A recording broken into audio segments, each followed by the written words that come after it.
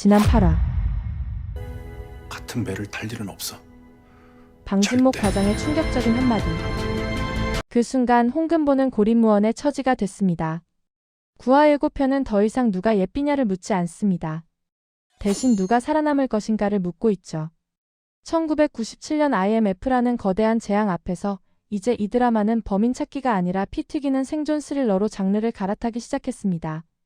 구화에서 벌어질 소름 돋는 반전 시나리오 바로 시작합니다. 이번 예고편의 중심은 복잡해 보이지만 사실 딱 하나로 수렴됩니다. 바로 홍금보가 뱉은 이 한마디입니다. 국장님 찾았어요. 비자금 회계 정보. 자, 이 대사가 나오는 순간 모든 것이 뒤집힙니다. 7화에서 불타 없어진 줄 알았던 8화에서 방진목이 파일까지 삭제했다고 했던 그 장부가 다시 등장했습니다. 그럼 장부는 어떻게 찾았을까요? 아무래도 김미숙 딸인 보미가 어른들이 소중히 여기는 걸 본능적으로 챙겼을 겁니다. 아마 엄마 김미숙이 그 잡지를 자주 들여다봤다면 보미는 이거 중요한 거구나 싶어서 몰래 가져갔을 거예요. 그래서 홍금보가 찾은 곳은 보미의 방이나 옷장이지 않을까 생각해봅니다. 이 장부를 찾는 순간 홍금보의 카드가 완성됩니다. 죽은 줄 알았던 한민증권을 살릴 유일한 동아줄이 내려왔다는 신호죠. 구화의 모든 사건, 모든 갈등은 결국 이 장부의 진짜 정체와 누가 이것을 손에 쥐느냐로 귀결될 것입니다. 다음 핵심은 바로 새로운 빌런 등판. 구화 예고편을 보면서 저 사람 누구지? 하셨던 분들 계시죠? 바로 DK 벤처스 DK리입니다. 누군지 감이 오십니까? 지난 8화에 이미 복선이 깔려 있었죠. 신정우 사장이 중간중간 통화하던 상대, 그리고 홍콩에서 식사하며 대화하는 상대 기억하시죠? 신정우의 조력 대상이자 신정우의 배우일 가능성이 있는 DK리입니다. 왜 하필 지금 등장했을까요? 지금 한민증권 상황이 어떻습니까? 홍금보의 정의구현 덕분에 공적 자금 지원 심사에서 탈락했고 부도 위기에 처했습니다. 주가는 휴지 조각이 되기 직전이죠. 바로 이때 홍콩에서 날아온 사모펀드 혹은 벤처 캐피털인 DK 벤처스가 등장한다. 신정우는 한민증권을 갖기 위해 혼자 움직인 게 아닙니다. 아마도 둘이 한 팀이었으며 둘이 함께 한민증권을 사냥하려고 했을 겁니다. 신정우는 내부 정보를 DK리는 자금을 담당하며 기회를 엿보고 있었죠. 그런데 8화에서 신정우가 홍금보가 준 진짜 회계 자료를 제출했잖아요. 이게 무슨 의미냐면 신정우가 계획을 바꿨다는 겁니다. 원래 계획은 한민증권이 정부 지원받아 회생 후 신정우와 DK리가 싸게 지분 매입하여 경영권을 탈취하고자 했을 겁니다. 그런데 신정우가 진짜 자료를 제출하는 바람에 한민증권이 정부 지원을 받을 수 없게 돼서 부도 위기에 처하자 DK리 혼자서 인수하려고 움직임을 시작한 겁니다. 즉 저의 생각은 신정우가 DK리를 배신한 거라고 생각됩니다. 8화에서 홍금보가 이렇게 말했습니다. 9년 전 분식회계 고발 때문에 사수가 투신 자살했다고요. 즉 신정우는 9년 전 홍금보가 겪은 고통을 알고 있어요. 그래서 신정우는 자기만의 방식으로 복수하려는 겁니다. 한민증권을 DK리한테 넘기지 않고 오히려 홍금보가 비자금을 환수해서 회사를 살리도록 돕는 거죠. 그래서 8화 마지막에 신정우가 홍금보를 TF팀에 넣은 것도 홍금보가 자료를 바꿔치기 할 수 있게 일부러 기회를 준 거였을 수 있습니다. 근데 숨긴 건 아니야. 아빠가 누군지 안 물어봤잖아. 9화에서는 한민증권이 부도를 맞습니다. 이 사건을 기점으로 301호 사람들의 진실이 하나씩 드러나기 시작해요. 그 중에서도 제일 큰 건 뭐냐면 강노라가 회장 딸이라는 사실이죠. 근데 예고편 보셨죠? 가만 보면 여기서 제일 거짓말 많이 한 게 너예요. 제일 거짓말 많이 한 사람은 홍장입니다. 이 말은 고복희가 아직 301호 사람들한테 다 말 안 했다는 거예요. 적어도 지금 시점에서는요. 고복희는 돈 때문에 금보를 한번 배신할 뻔했잖아요. 근데 회사가 망해버리면 어떡해요? 자기가 챙길 돈 자체가 사라지죠. 그러니까 이제 선택지는 하나입니다. 살기 위해서 금보편에 설 수밖에 없는 상황. 그래서 고복희가 송주란 실장한테도 본인이 알고 있는 사실을 말하지 않을 가능성이 크다고 봅니다. 괜히 말 꺼냈다가 본인만 더 위험해질 수 있거든요. 그리고 이제 중요한 인물 강노라. 강노라는 홍금보를 룸메 이상으로 진심으로 좋아하는 친구입니다.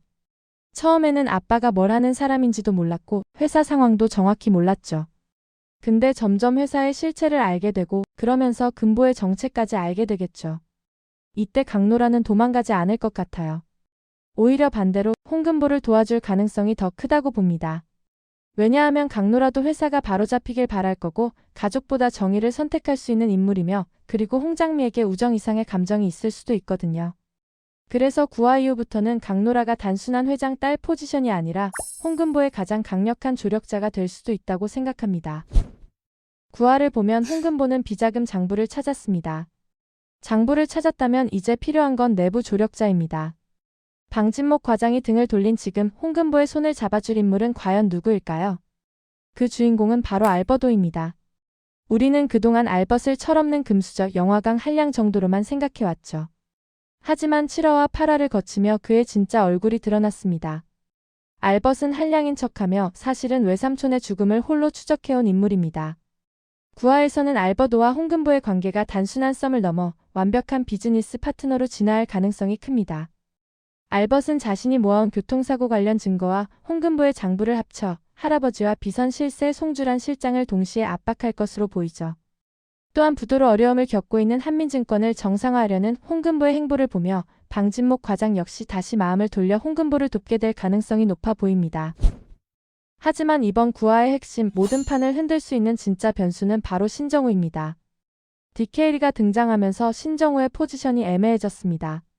그는 과연 사냥개의 역할에 충실할까요? 아니면 사냥개를 부리는 주인까지 물어뜯을까요? 만약 그가 금보를 위해 디케일이를 배신한다면? 혹은 디케일이마저 속이고 회사를 자신이 차지하려 한다면? 신정우의 선택에 따라 홍금보가 쥐고 있는 비자금 장부는 핵폭탄이 될 수도 휴지 조각이 될 수도 있습니다. 이번 회차 신정우의 눈빛 하나하나를 절대 놓치지 마십시오. 자, 지금까지 9화 예고편을 분석해봤습니다. 내용을 정리해보면 명확하죠. 9화는 한마디로 누가 한민증권을 먼저 삼키느냐를 둘러싼 전쟁입니다. 자본과 정보, 증거와 조직력이 정면으로 충돌하는 구도입니다. 이 전쟁에서 각 인물들의 무기도 분명합니다. 홍금보는 비자금 장부를 통해 반격에 나설 것입니다.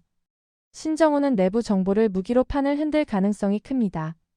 강노라는 오너 일가의 약점을 쥐고 흐름을 주도하려 할 것이고 알버도는 결정적인 증거를 통해 게임의 판도를 뒤집는 역할을 맡을 것으로 보이죠. 여기에 방진목 과장은 회계 전문성을 앞세워 힘을 보탤 가능성이 높고 한민증권 직원들은 단결을 통해 DK벤처스의 침투를 막으려 할 것입니다. 하지만 아직 풀리지 않은 떡밥들이 여전히 남아 있습니다. 첫 번째는 디케일리의 정체입니다. 이 인물은 단순한 투자자인지 아니면 9년 전 사건과도 연결된 핵심 인물인지 아직 확실하지 않죠. 두 번째는 신정우의 진짜 목적입니다. 그는 정말로 홍금보를 돕기 위해 계획을 바꾼 것인지 아니면 더 큰 그림을 그리고 있는 것인지 의문이 남습니다. 세 번째 떡밥은 여의도 해적단의 선장입니다.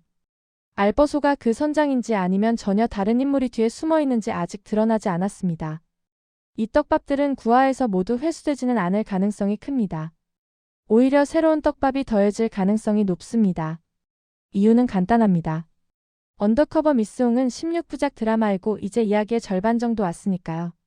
그래서 9화는 모든 정체가 일부 드러나는 회차이자 동시에 진짜 전쟁이 본격적으로 시작되는 회차가 될 가능성이 큽니다.